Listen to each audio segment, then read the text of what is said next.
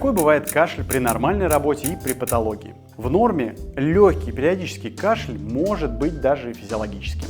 Например, когда я записываю вот этот подкаст. Или утром он удаляет накопившуюся слизь. А при патологиях хронический бронхит курильщика, постоянный вот этот густой секрет, реснички просто выведены из строя, кашель сильный, особенно по утрам.